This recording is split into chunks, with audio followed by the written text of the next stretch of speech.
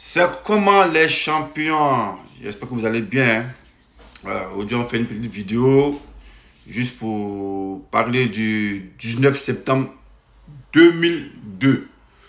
Bon, nous sommes aujourd'hui le 19 septembre 2023, ça fait au moins 21 ans que il y a eu une rébellion, bon, une insurrection armée qui a été instigée par ce que vous voyez là.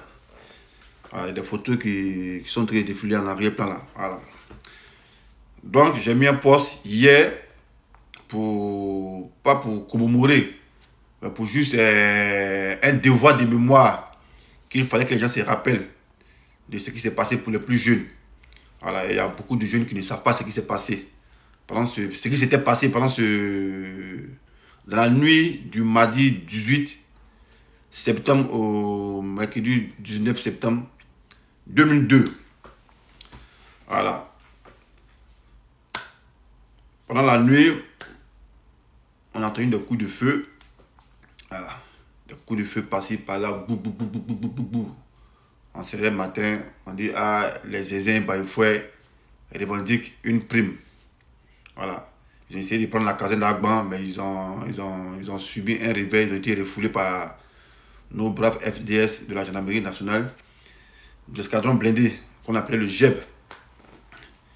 Et après, ça en est suivi un communiqué, voilà, d'une personne, ce préfet là, lui que vous voyez derrière moi là, voilà, joli garçon là. Voilà, il s'appelle Thio Fosier.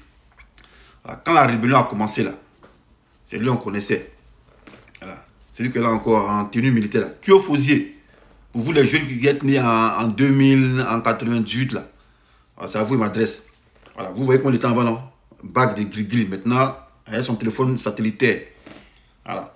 Quand la rébellion a commencé là, c'est lui on connaissait, voilà, le caporal-chef Thio Fosier.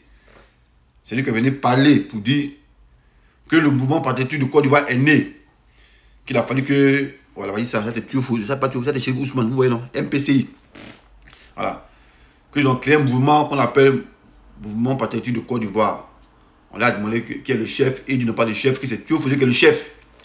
Et dans les jours qui allaient suivre, ils allaient présenter les communicants.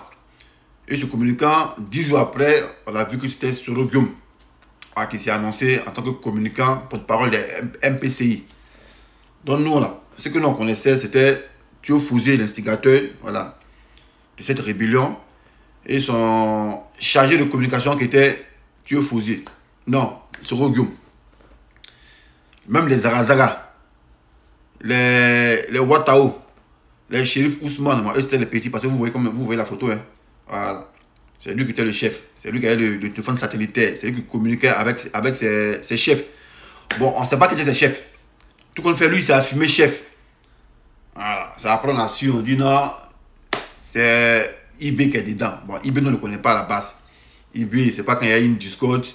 Il est venu faire une vidéo pour dire comme quoi c'est lui qui a financé la rébellion à hauteur de 60 millions de francs CFA qu'il a emprunté un Libanais. D'une déjà, c'est faux. On ne peut pas faire une rébellion à 60 millions. Une rébellion, ça coûte plus que 60 millions.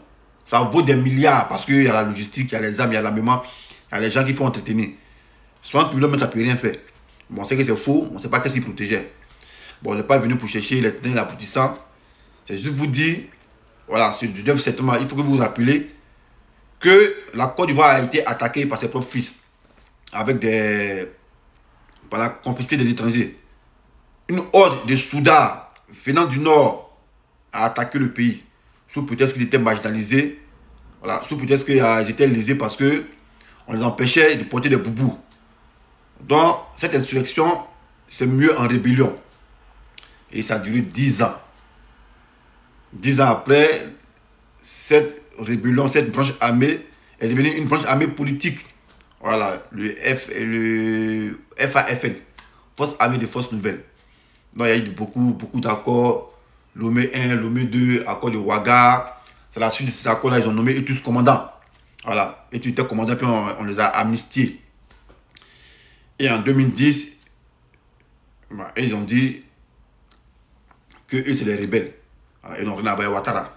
Mais par contre, eux, les idées, Ouattara, ça converge. Donc c'est comme si c'était une coalition. Et à la suite de ça, ils voulaient que Ouattara se présente. Et après, voyez ce qui s'est passé, la crise post-électorale. Voilà.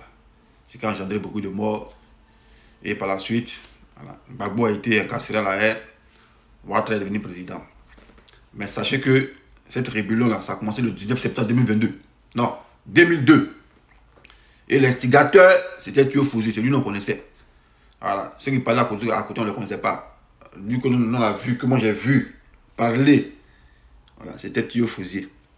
Et à la suite, après, Soro est venu. Mais les Ouattara, c'était les subalternes. Voilà. Sinon, les vrais chefs, là, c'était Théo Fouzi, les jolis garçons qui étaient là, lui, là, il est joli comme ça. Mais avant, là, vous voyez sa photo, non? Avant, là. Il y a beaucoup de gris-gris. Voilà. Donc, c'est un peu ça. Donc, au-delà du 19 septembre, il faudrait que vous vous rappeliez que la Côte d'Ivoire a été attaquée par ses propres fils. Les fils du Nord. Avec des étrangers.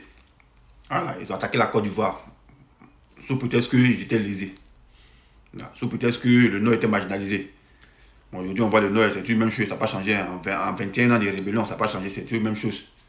Voilà, c'est devenu pire. Parce que quand Gbagbo était au pouvoir, les gens n'avaient pas faim. Voilà. Les prix ne grimpaient pas, mais aujourd'hui, les prix grimpent. Il y a les gens même qui ont un aéroport à Daloa. Quand ils plongent dans l'eau, ils sont en Libye. Bon, tout ça aussi, c'est l'histoire. Évidemment, ce n'est pas une histoire de commémorer, parce qu'il n'y a pas commémorer quelque chose. Ce qui veut commémorer, c'est les FDS qui ont perdu la vie. Voilà, parce qu'ils n'ont rien demandé, ils ont juste demandé de protéger le pays.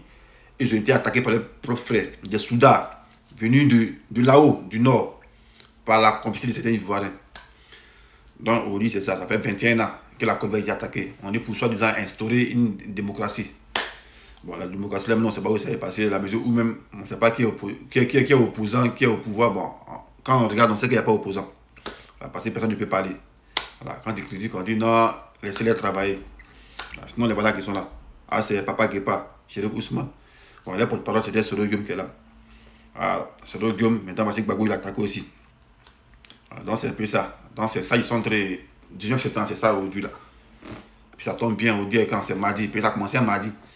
La nuit du mardi 18 au mercredi 19 septembre 2002. En ce moment, il n'était pas encore gendarme. C'est la suite de ça, on nous a dépêché, on dit hey, les champions, allez, venez, allez faire la guerre. On m'a appelé maintenant Bou en 2002. On m'a mené à Diaké. On m'a formé FCB, ça a duré 3 mois. Après, direction Daloa. Daloa, il a fait 10 ans là-bas. Après, on m'a mené au camp commando. Camp commando, il a fait jusqu'en 2010, il a fait la guerre. En 2011, il a fait la guerre. Et c'est après la guerre, il dit bon, attends, il n'a pas travaillé les rebelles parce qu'ils ne comprennent pas français, ils font tout et n'importe quoi. Et c'est comme ça que je suis venu en France. Donc c'est à cause de cette rébellion-là que moi je suis venu en France. Sinon, on va me travailler en Côte d'Ivoire, il était tranquille, il était gendarme. Voilà, donc c'était un petit débat de mémoire, quoi. Voilà, on est ensemble, on espère que, ouais, vous n'avez pas oublié ce qui s'est passé. Donc à chaque arrêt, il faut vous rappeler le 19 septembre. Retenez les plus jeunes, là, ceux qui sont en 88 ans, ou bien en 2000, là. Retenez que le 19 septembre, la Côte d'Ivoire a été attaquée par ses propres fils. Voilà, et le chef, là, c'était le gars, là, Théo Fouzi. Théo Fouzi, après, Soro Guillaume qui était le porte-parole. Maintenant, quand ils ont fait enquête, les gens ont accusé Ouattara, mais ils n'ont jamais pu prouver que Ouattara, c'est lui le nageur. Ils ont parlé en parabole. Alors, s'ils avaient indexé Ouattara, tout ça n'est pas arrivé, mais ils ont parlé en parabole. On dit, lui, c'est un nageur. Ok, on n'a jamais vu en maillot de bain. C'est ça. Donc, quand vous souhaitez quelqu'un, arrêtez-le, puis on le met devant les faits accomplis. Mais ils se sont amusés à un nageur. Nageur appelé en piscine, il est sorti devant eux. Eux-mêmes se sont retrouvés, où ils devaient se retrouver. Et tu sens là-bas qui sont là. Voyez, Soro Guillaume et ses amis là, voilà. Les rebelles là-bas qui sont là. Mais après, on appelait plus les rebelles, on appelait Force Nouvelle. C'est la nouvelle force. Voilà. Donc, sur ce, c'était un peu ça, ma petite vidéo du 19 septembre. Voilà. Je m'incline devant tous ceux qui ont perdu la vie lors de cette attaque-là. Voilà. Que tu sois rebelle, que tu sois FDS, que tu sois civil, tout ce qu'on fait, c'est des Ivoiriens qui ont perdu leur vie. Voilà. Sur ce, en ensemble, dessin animé Théo Diaz. Again, il y a Théo Fouzi. Il dit joli garçon comme ça. Rebelle, il dit joli, même si tourné. Il a grossi comme ça. Ok, enfant là. Quand il a pris les téléphones satellités là, il était vilain comme ça. Babu, mais il allait aujourd'hui là. Ouais, vraiment. L'eau rend propre. Mais l'argent rend joli, d'être. En ensemble, à gain.